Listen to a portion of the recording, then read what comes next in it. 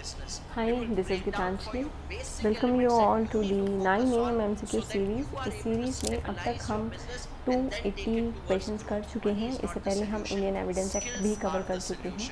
अब बहुत से लोगों का कंसर्न ये है कि जब हमारे नए एक्ट लागू हो जाएंगे 8 दिन के बाद, यानी कि 1 जुलाई से, तो हम पुराने वाला एक्ट क्यों पढ़ेंगे। देखिए, अगर आप प्रैक्टिस कर रहे हैं तो नो डाउट आपको पूरा नया लॉ जो है वो पढ़ना होगा, पर अगर आप एग्ज़ाम पर्सपेक्टिव से देखें तो आपको पहले वाला लॉ भी उतना ही इम्पॉर्टेंट है जितना कि नया वाला, क्योंकि जो हमारा जिस्ट है, जो कॉन्सेप्ट है वो तो सेम है। ये बात ठीक है कि कुछ नए प्रोसीजर, कुछ नए कॉन्सेप्ट ऐड कर दिए गए हैं, बट दैट डजंट मीन कि पहले वाला लॉ अप्लाई नहीं होगा।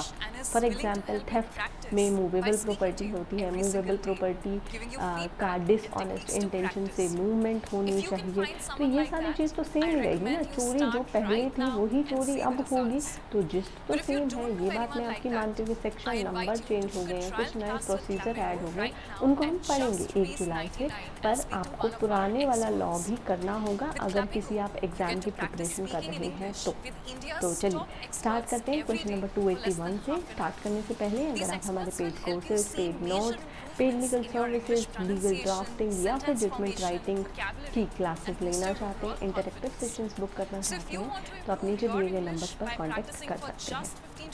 चलिए 281 पे आते हैं। Question number 281, the offence of stalking is committed by any man who follows a woman and contacts or attempt to contact such woman to foster personal interaction rapidly despite a clear indication of disinterest by such woman। बताइए, ये statement बिल्कुल सही है।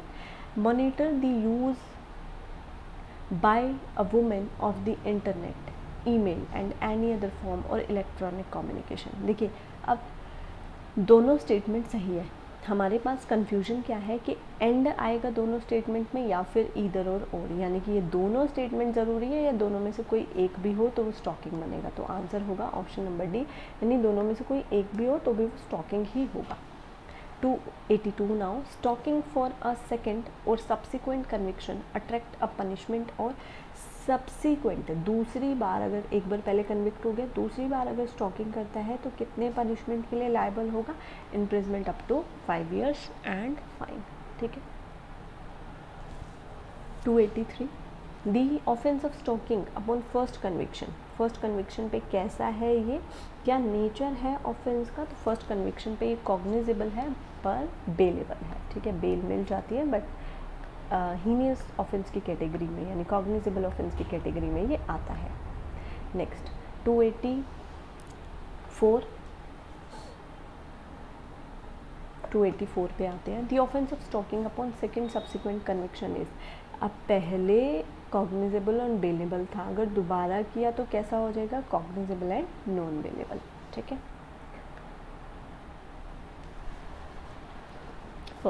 285, it would not amount to an offence of stalking within the meaning of 354D of IPC if the man who pursued it proves that, वो stocking नहीं माना जाएगा कब, तो first option, if it was pursued for preventing or detecting any crime by any person entrusted with responsibility of prevention and detection of crime by the state, बिल्कुल सही। it was pursued under any law or compliance with condition imposed under any law, बिल्कुल सही।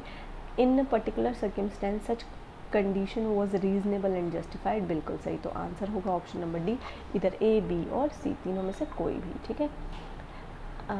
The section of IPC inserted by Amendment Act 2013 defining voyeurism, voyeurism कहाँ पर define किया गया है, 354C में। देखिए, मैंने इसको किस तरीके से लर्न किया हुआ है। voyeurism का मतलब है कैमरा से देखना, ठीक है, और सी से कैमरा की स्पेलिंग स्टार्ट होती है और 354C में ही ये दिया गया है। ठीक है, इस तरीके से आप लिंक करेंगे ना तो आपको ये माइंड में फिक्स रहेगा। 287, voyeurism for second and subsequent conviction attract, अगर सब्सिक्वेंट दूसरी बार किया तो कितनी पनिशमेंट होगी, imprisonment load less than 3 years but which may extend to 7 years। ठीक है।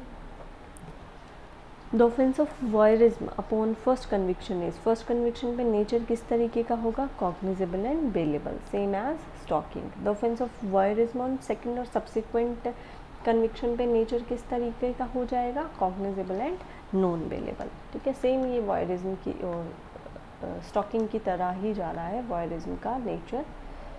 नेक्स्ट देख लेते हैं हम question number 290।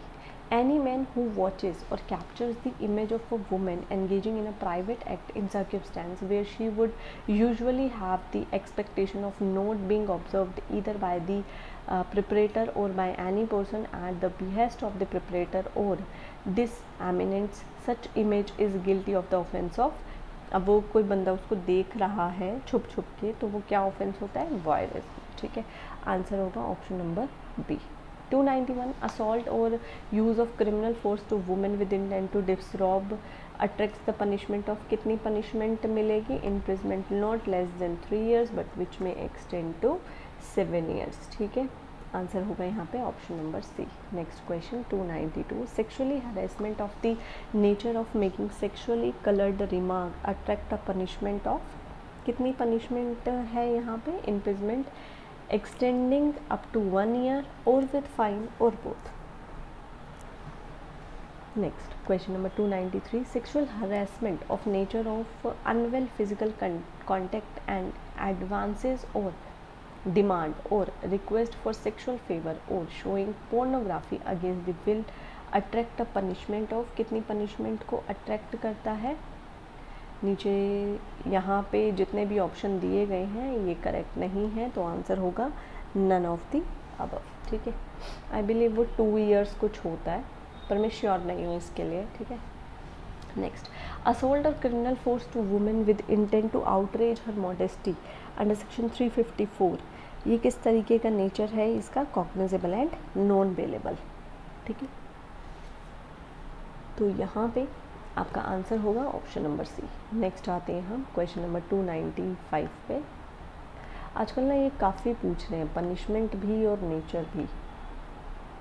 The offence of gang rape under section 376D of IPC is triable by, कौन ट्राई करेगा ये, कोर्ट ऑफ सेशन। ठीक है, next question number the minimum punishment for the offence of gang rape as laid down in 376D of IPC is, कितनी punishment है इसकी, तो not less than 20 years। Next question number 297 forced intercourse by a man with his wife while a decree of judicial separation is in effect punishable है ना, तो पर कितनी punishable है अंडर IPC। अब कितनी पनिशमेंट है ये आप मुझे कमेंट सेक्शन में बताएंगे। Next 298 sexual intercourse bye husband upon his wife during separation, ये किस सेक्शन में ऑफेंस है, तो इसका आंसर होगा ऑप्शन नंबर बी 376B में। ठीक है, next sexual intercourse bye husband upon his wife during separation attracts a punishment of, separation के टाइम पे अगर सेक्सुअल इंटरकोर्स किया तो इसकी कितनी पनिशमेंट होगी, तो आंसर होगा option number D imprisonment for a term which shall not be less than 2 years but which may extend to 7 years। Next 300 the section of IPC dealing with the trafficking of a person is, कहाँ पर दिया गया है ये section 370 में, और 370 हमें option में ही नहीं दिया गया। ठीक है, next 301 The offence of trafficking of a person under 370 IPC is, nature बताना है यहाँ पे, ट्रैफिकिंग का नेचर किस तरीके का है, तो ये है कॉग्निजेबल एंड नॉन बेलेबल। ठीक है, आंसर होगा option number C. Next question number 302 word gesture और act intending to insult the modesty of a woman under section 509 of IPC is punishable with, 509 में कितनी पनिशमेंट है, simple imprisonment for a term extending up to 3 years and also fine। ठीक है, next 303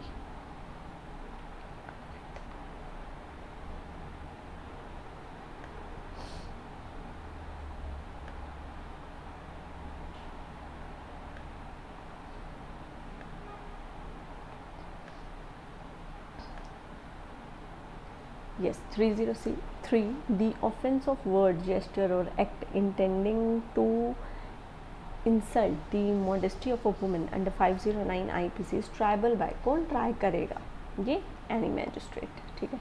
next 304, दी offence word gesture यानी 509 का nature क्या है, तो ये है कॉग्निजेबल एंड बेलेबल, ठीक है। नेक्स्ट देख लेते हैं हम 305, दी ऑफेंस ऑफ जो 509 है वो कंपाउंडेबल है या नहीं ये बताना है हमें, तो ये कंपाउंडेबल है by the women who it was intended to insult और whose privacy was intruded upon the permission of the court, with the permission of the court, मतलब कंपाउंड तो हो सकता है but with the permission of the court होगा। Next 306, punishment for refusing to offer first aid और medical treatment to victim, यानी rape victim या acid attack victim को अगर मेडिकल ट्रीटमेंट हॉस्पिटल प्रोवाइड नहीं करते हैं तो ये पनिशेबल है किन केसेस में, ठीक है, ये बताना है हमें। तो यहाँ पे ये हॉस्पिटल जो फर्स्ट एड नहीं दे रहे हैं ये प्राइवेट हॉस्पिटल भी हो सकते हैं, पब्लिक हॉस्पिटल भी हो सकते हैं, चाहे स्टेट का कोई हॉस्पिटल हो या फिर सेंटर का, ऑप्शन होगा option number C. Next 307, voluntarily causing grievous hurt by use of acid is punishable under with section, बताइए किस सेक्शन में पनिशेबल होगा, 326A में। Next 308, the offence of voluntarily throwing attempting to through, 326B में आता है ये। एसिड एक्ट से रिलेटेड दो सेक्शन थे हमारे पास, 326A और B।